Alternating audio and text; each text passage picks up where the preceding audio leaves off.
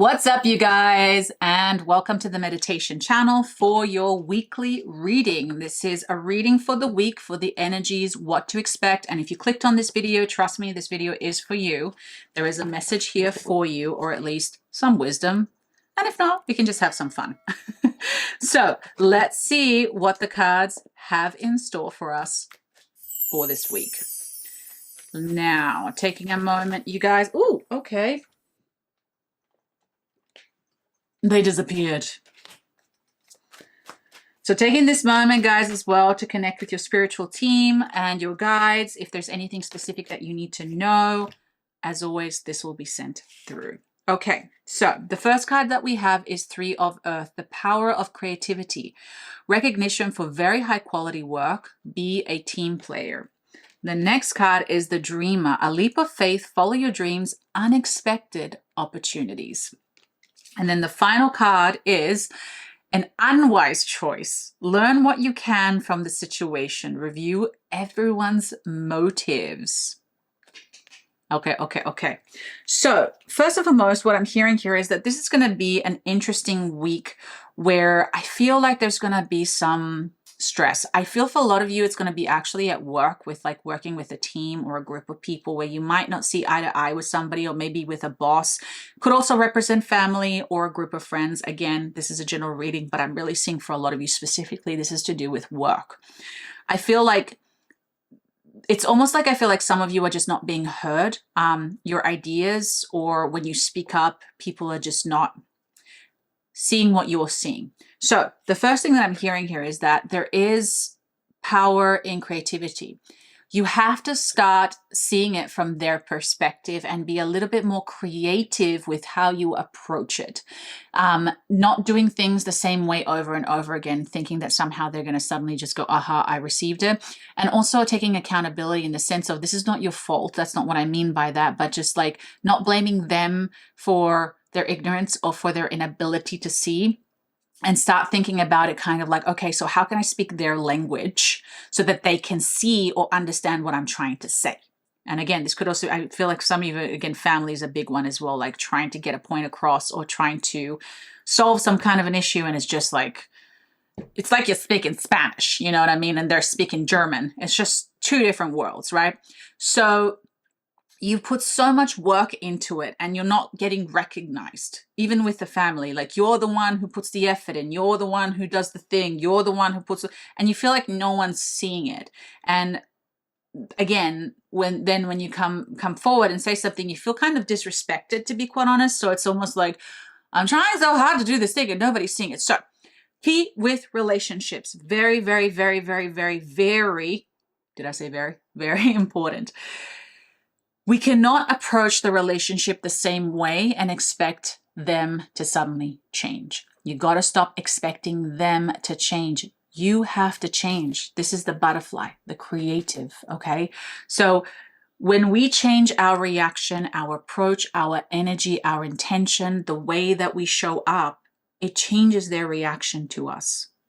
So it's very simple. The solution to this problem is that you essentially have to approach it from a whole different point of view, from a whole different self. Key little gift here, okay? So what I like to do is that when I have an issue kind of like this with work or with family, before I go into the situation, I really call forth that version of me that already has the answers. Usually my higher self, right? That higher self that already knows what to do, how to do it, does not have an ego attachment to what they have to say, or is smart in the sense of like, I'm expecting them to have maybe some pushback and have that calm, wise energy that it doesn't matter what they say. It's not going to change. Sorry guys, I have a spider. It's cute. It's not going to change their reaction. Sorry, it's not going to change my reaction. Getting distracted by the spider. I just want to make sure he goes that way. So, by the way, this is a sign, okay? Spiders, by the way, are a symbol of power, feminine power. So this could also mean something for some of you, just FYI. Okay. So when we move into with this new frequency, we walk in the door with a different energy and people can feel that. So when you visualize this, you embodying this version of you that already knows exactly what to do, how to handle the situation. If it's like a business thing, you're already walking in with the version of you that is successful, that is a winner, that is a boss. If it's family, you already walked in there as a healed version of yourself, no longer wounded by what they have done in the past. It really changes your reaction, and it changes their reaction to you, okay? And the dynamic. Now, the Fool card is taking a leap of faith. You have to try something different. This is the key ingredient for the energy of this week. You just have to try something different. You just have to take that risk and try it. Worst case scenario, nothing happens.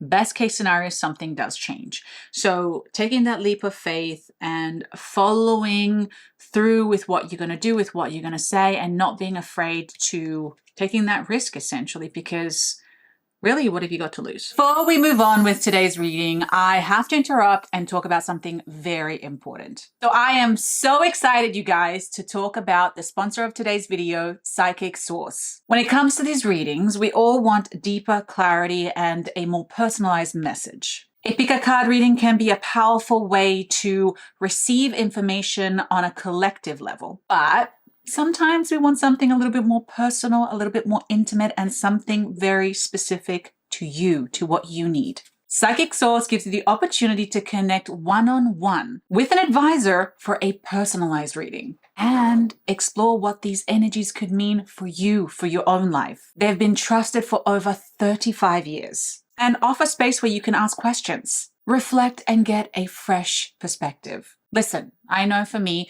there has been time in my life that I have needed clarity. I have needed help. I've needed some advice. And this has been something that has helped me immensely. Now, even though I'm a reader myself, as you know, I can't always read for myself. Sometimes I just need to step out of my own perspective and trust someone else. Someone who can help me see things clearly and help me move forward with confidence. And for me, it's so important that I trust the reader. And that's why I believe in the value in connecting with a trusted reader. And I personally trust the advisors at Psychic Source. And I found the insights to be really valuable and accurate.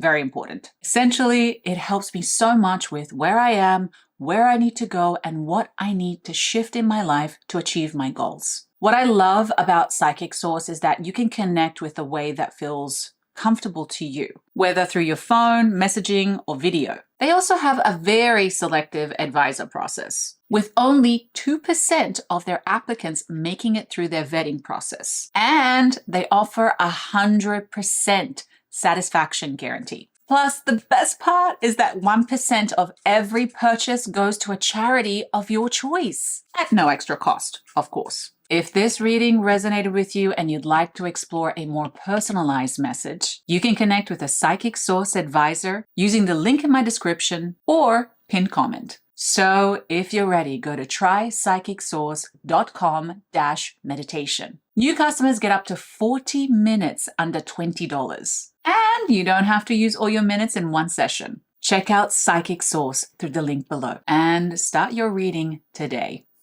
And finally, an unwise choice. Learn what you can from this situation. Review everyone's motive. So what I'm hearing here with this card again is also just not being afraid to start to see things from their perspective, regardless of whoever is right or wrong. Do you want to be happy or do you want to be right?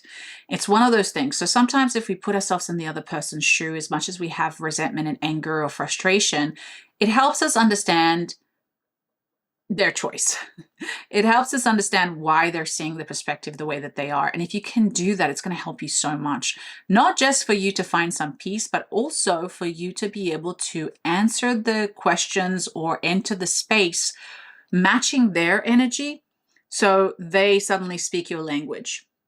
It's essentially like a very useful tool. It's going to be very, very helpful. So just not taking it so personal again, and also reminding yourself that this is really has something to do with them and their own ego, and you're just allowing your ego to react to their ego. So trying your best not to let that affect you and just really see it from their perspective. It's almost like stepping back.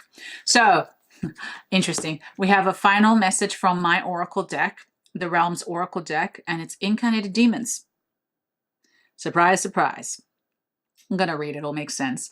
The incarnated demon card is a sign that something is disconnected and broken.